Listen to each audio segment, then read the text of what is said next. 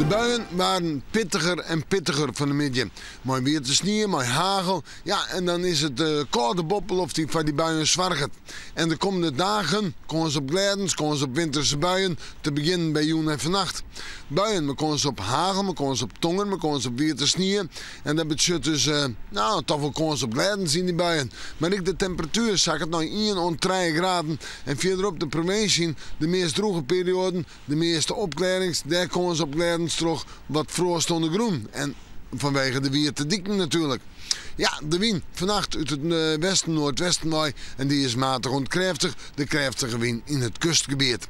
Dan morgen. Ik wil weer buien mee. Weer te sneeuw, misschien soms hagel en tonger. Ja, weer te sneeuw krijgt toch stadig gewoon de oorhond. Wie weet wordt het hier en daar een beetje wit.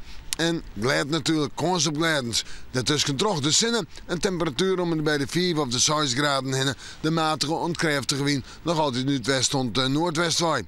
In de nacht naar Manjeta. Een temperatuur om het vries met misschien een plak een graadje frost. Maar ik nog altijd een winterse bui. En dan het fruitsog. Manje, nog een paar winterse buien. Weer te sneeuw, rein. Temperatuur 4 graden. 10 betiden rein. En 6 graden. En 5 betiden rein. En 8 graden. En dan is die winter. 4 voet. We met de manje, maar weer even in het waarsje.